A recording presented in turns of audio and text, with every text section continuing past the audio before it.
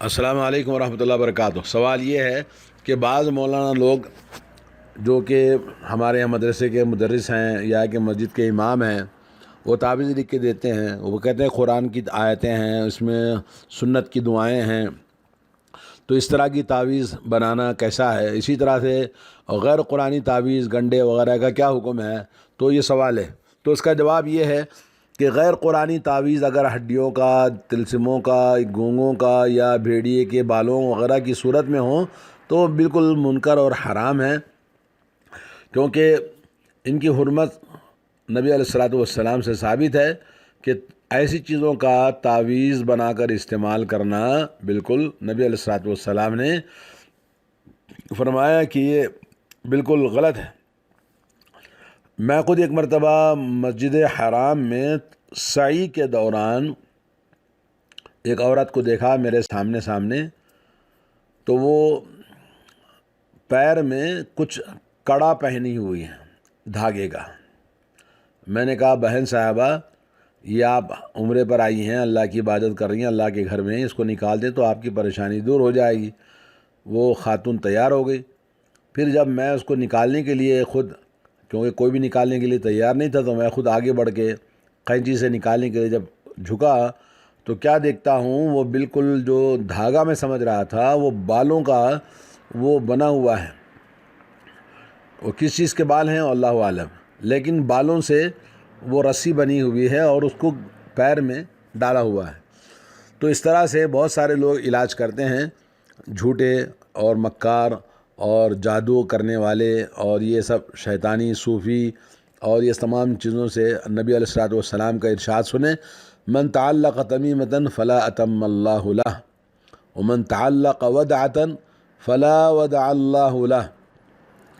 جو شخص تعویذ لٹکائے اللہ تعالیٰ اس کی خواہش کو پوری نہ فرمائے، اور جو سی پی وغیرہ، سی پی ہے نا، ہڈی وغیرہ کوئی بھی لٹکاتا ہے، اللہ تعالیٰ اسے آرام نہ پہنچائے۔ یعنی اللہ کے نبی کی یہ بد دعا ہے۔ اور ایک روایت میں الفاظ یہ ہیں، من تعلق تمیمۃ فقد اشرک، جس نے تعویذ لٹکایا تو اس نے شرک کیا۔ مسند احمد اور مسند ابی اعلیٰ، مستدرک حاکم میں یہ حدیث آئی ہے۔ اگر تعویذ کا تعلق قرآن مجید یا معروف اور پاکیزہ دعاؤں سے ہے تو اس میں علماء کا اختلاف ہے۔ بعض نے اسے جائز قرار دیا ہے۔ سلف کی ایک جماعت سے بھی اس طرح مروی ہے، اور اسے انہوں نے مریض پر دم کرنے کا طریقہ بھی بتایا کہ اس کو ہم مریض پر دم کر دیں۔ دوسرا قول یہ کہ یہ تعویذ گنڈا بنانا قرآنی دعاؤں کا ہو یا کوئی بھی ہو، جائز نہیں ہے۔ حضرت عبداللہ بن مسعود، حضرت حذیفہ رضی اللہ تعالیٰ عنہم کے علاوہ سلف اور خلف کی ایک جماعت کا یہی مذہب ہے۔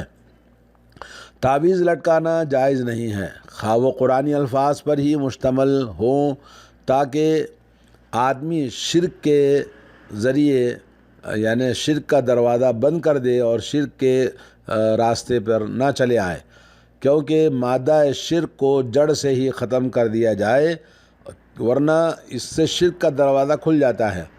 اور عام حکم کے مطابق عمل کیا جائے، کیونکہ وہ احادیث جن میں تعویذ کی ممانعت آئی ہے وہ عام ہیں، اور ان میں قرآنی اور غیر قرآنی کوئی استثنائی صورت کا ذکر موجود نہیں ہے۔ لہذا واجب یہ ہے کہ اسی عموم کے مطابق عمل کیا جائے، وہ یہ کہ کسی بھی قسم کی تعویذ کا استعمال جائز نہیں ہے، چاہے وہ قرآن کی ہو، چاہے وہ کسی اور کی ہو یا کسی اور دعاؤں کی ہو، کیونکہ قرآنی تعویذوں کا استعمال پھر غیر قرآنی تعویذوں تک پہنچا دیتا ہے اور معاملہ خلط ملط ہو جاتا ہے۔ لہذا واجب یہ ہے کہ تمام قسم کی تعویذوں کو استعمال کی ممانعت، اور واضح طور پر جو دلائل موجود ہیں کہ کوئی بھی تعویذ استعمال کرنا کسی بھی جگہ پہ، کچھ لوگ جسم میں چھپا کے رکھتے ہیں، کچھ لوگ تکیے کے نیچے رکھتے ہیں، وہ تمام چیزیں چاہے وہ کسی بھی دعا کی ہوں، تعویذ کی شکل میں استعمال کرنا جائز نہیں ہے۔ البتہ پڑھنا اور ان کا دم کرنا یہ جائز ہے، قرآن کی آیتیں ہیں یا ایک احادیث رسول صلی اللہ علیہ وسلم کی دعائیں ہیں، کوئی پڑھ کے دم کرتا ہے تو یہ دم کرنا جائز ہے۔ باقی لکھ کر تعویذ کی شکل میں دم کیے بغیر کہ بھئی اس کو تکیے کے نیچے رکھ لیں یا کہیں ڈال دیں، الماری میں رکھ لیں، گھر میں رکھ لیں، یہ سب چیزیں شرک کا راستہ ہے، اور کوئی فرق نہیں ہے تعویذ قرآن کی ہو یا غیر قرآن کی ہو، سب حرام ہے۔ اگر ہم قرآن اور پاکیزہ دعاؤں پر مشتمل تعویذ کو جائز قرار دے دیں تو پھر اس سے دروازہ کھل جائے گا اور ہر شخص جیسا چاہے گا تعویذ استعمال کرے گا۔ اگر منع کیا جائے تو وہ کہے گا کہ یہ تو قرآن یا پاکیزہ دعاؤں پر مشتمل ہے، کیوں آپ منع کرتے ہیں؟ لیکن اس سے دروازہ کھل جائے گا اور ممکن ہے کہ وہ اس بہانے سے دوسری چیزیں بھی اس کے اندر شامل ہو جاتی ہیں۔ جیسا کہ آپ دیکھے ہوں گے کہ تعویذوں کی ممانعت کی ایک تیسری وجہ یہ بھی ہے، وہ یہ کہ آدمی ان کے ساتھ بیت الخلاء اور دیگر گندی جگہوں پر بھی چلا جاتا ہے، اور اگر بڑے لوگ ہیں تو میاں بیوی ہم بستری کرتے ہیں، تو ایسے وقت میں یہ تعویذیں اگر قرآن کی ہیں اور سنت رسول اللہ کی ہیں تو ان کی بے حرمتی اور ان کے ساتھ بے عزتی ہوتی ہے، جبکہ یہ جائز نہیں ہے۔ انسان اللہ تعالیٰ کے کلام پاک کا اور اس کے نام کو لے کر بیت الخلاء میں یا کسی گندی جگہ پہ چلا جائے، یہ حرام ہے۔ تو اس لیے چاہیے کہ ہم ان چیزوں سے احتیاط کریں اور اللہ تعالیٰ ہم سب کو توفیق عطا فرمائے۔ ایک اور سوال یہ ہے کہ حدیث میں آتا ہے ان الرقا والتمائم والطیولۃ شرکن، اس کے کیا معنی ہیں؟ یہ حدیث عبداللہ ابن مسعود رضی اللہ تعالیٰ عنہ سے مروی ہے، جس کے معنی یہ ہیں کہ جھاڑ پھونک کرنا، تعویذ گنڈے کرنا اور تیولہ کرنا یعنی محبت پیدا کرنے کے منتر کرنا شرک ہے۔ یعنی ہم آپس میں میاں بیوی کے درمیان محبت پیدا کرنے کے لیے اس طرح کا منتر کچھ لکھا جاتا ہے، کچھ پڑھا جاتا ہے، تو اس حدیث کی سند لا باس بہ یعنی قابل حجت ہے۔ اسے مسند احمد اور سنن ابو داؤد نے روایت کیا ہے۔ اہل علم کے نزدیک اس کے معنی یہ ہیں کہ وہ دم جو ایسے الفاظ کے ساتھ ہوں جن کے معنی معلوم نہ ہوں، یا وہ شیطانی یا جنات کے نام ہوں، یا اس طرح کے دیگر نہ سمجھ میں آنے والی چیزوں پر مشتمل ہوں، تو وہ سب کے سب ممنوع اور حرام ہے۔ تیولہ جادو کی قسم ہے جس کا نام صرف اور عطف بھی کہا جاتا ہے۔ تمام سے ہمیں تمام باتوں سے اس بات کا اندازہ ہونا چاہیے کہ نبی علیہ الصلوۃ والسلام نے رقا جھاڑ پھونک، یہ جھاڑ پھونک ایسے الفاظ سے کرنا جس میں معنی کوئی مطلب نہیں ہے، قرآن سے سنت سے ثابت نہ ہو۔ اسی طرح سے تمائم سے مراد وہ تعویذ گنڈے جو نظر یا جن وغیرہ کا اثر ختم کرنے کے لیے بچوں یا عورتوں پر لٹکائے جاتے ہیں۔ اسی طرح سے کبھی بیماروں، بڑی عمر کے لوگوں اور اونٹوں جانوروں پر لٹکایا جاتا ہے، اسے عربی میں اوتار کے نام سے بھی موسوم کیا جاتا ہے۔ یہ شرک اصغر ہے اور اس کا حکم وہی ہے جو تعویذوں کا اوپر گزر چکا ہے۔ صحیح حدیث سے ثابت ہے کہ رسول اللہ صلی اللہ علیہ وسلم نے بعض جنگوں کے موقع پر یہ پیغام دے کر ایک قاصد کو بھیجا کہ لشکر میں جانوروں کے گلوں میں تانت یا کوئی بھی چیز پڑی ہوئی ہے، گلے میں پٹا پڑا ہوا ہے تانت کا، یا کوئی بھی لوگ ڈالتے تھے جیسے نظر نہ لگنے کے لیے، آج بھی ہمارے ہاں لوگ اس طرح سے کرتے ہیں، تو اس کو کاٹنے کا حکم دیا۔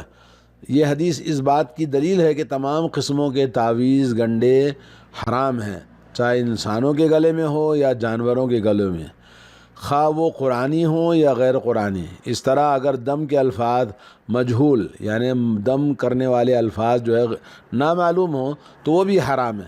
اگر وہ الفاظ معروف ہوں، ان میں کوئی شرک نہ پایا جائے اور نہ کوئی ایسی بات ہو جو شریعت کے خلاف ہو، تو اس میں کوئی حرج نہیں ہے، کیونکہ رسول اللہ صلی اللہ علیہ وسلم نے خود بھی دم کیا اور کرایا بھی ہے، اور فرمایا کہ دم میں کوئی حرج نہیں ہے، دم کرانے میں کوئی حرج نہیں ہے، بشرطے کہ وہ شرکیہ نہ ہو۔ صحیح مسلم کی حدیث ہے۔ اب رہا پانی پر دم کرنے میں بھی کوئی حرج نہیں ہے، یعنی دم کر کے اگر پانی پر پھونک مار دیا جائے اور مریض اسے پی لے تو اس میں کوئی حرج نہیں۔ علماء کرام نے بتایا یا اس پانی کو مریض پر چھینٹے مار دیے جائیں تو اس میں بھی کوئی حرج نہیں۔ چنانچہ سنن ابو داؤد کے باب کتاب الطب میں یہ حدیث موجود ہے کہ نبی کریم صلی اللہ علیہ وسلم نے پانی پر دم کر کے ثابت ابن قیس ابن شماس رضی اللہ تعالیٰ عنہ پر اس پانی کے چھینٹے مارے۔ سلف سے بھی ایسا کرنا ثابت ہے، لہذا اس میں کوئی حرج نہیں ہے۔ یہ منقول شیخ ابن باز کے کلام سے منقول ہے۔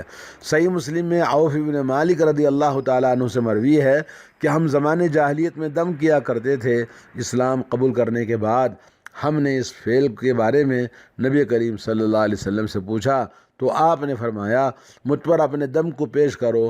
ایسے دموں کو یعنی جھاڑ پھونک تنتر منتر کرنے میں کوئی حرج نہیں ہے جو شرک سے پاک ہوں۔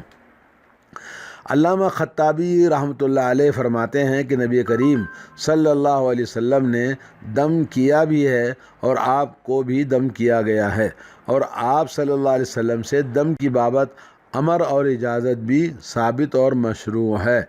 اگر یہ دم قرآن مجید کی آیات یا اللہ تعالیٰ کے اسماء و صفات پر مشتمل ہوں تو پھر جائز اور مباح اور معمور بھی ہے۔ اگر یہ عربی زبان کے علاوہ کسی اور زبان میں ہیں تو پھر ممنوع ہے، یعنی قرآن کے الفاظ ہیں، حدیث کے الفاظ ہیں تو عربی کے الفاظ ہیں تو جائز ہے۔ اگر دوسرے اور الفاظ ہیں، چینی زبان میں ہیں، جاپانی زبان میں ہیں، یا کوئی ہندوؤں کے سنسکرت میں ہے تو ایسے الفاظ کیونکہ بعض اوقات کفر تک پہنچ جاتے ہیں، ورنہ کم از کم شرک تو ضرور ہوتا ہے، اس لیے غیر عربی کے زبان میں جو کہ اسلام کے خلاف ہے تو اس کو پڑھنا بالکل حرام ہے، جائز نہیں ہے۔ علامہ سیوطی رحمۃ اللہ علیہ فرماتے ہیں دم کے جواز پر علماء کا اجماع ہے، لیکن اس سلسلے میں 3 شرائط کا پایا جانا ضروری ہے۔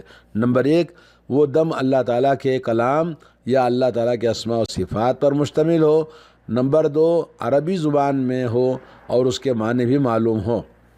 نمبر 3، دم کے بارے میں یہ عقیدہ ہو کہ دم بذات خود مؤثر نہیں ہے، بلکہ تاثیر اس میں اور شفا اللہ تعالیٰ کے حکم سے ہوتی ہے، اور اس میں اللہ تعالیٰ پر ایمان اور یقین آدمی کا کامل ہو، اور یہ تمام چیزیں دعائیں اور یہ پڑھ کے دم کرنا اس وقت فائدہ پہنچتا ہے جب انسان کا ایمان اور عقیدہ توحید صحیح ہو اور اللہ تعالیٰ پر یقین ہو۔ اللہ تعالیٰ سے دعا ہے کہ اللہ تعالیٰ ہمارے تمام بیماروں کو شفائے کاملہ اور شفائے عاجلہ عطا فرمائے۔ اللہ تعالیٰ سب کی پریشانیوں کو دور فرمائے۔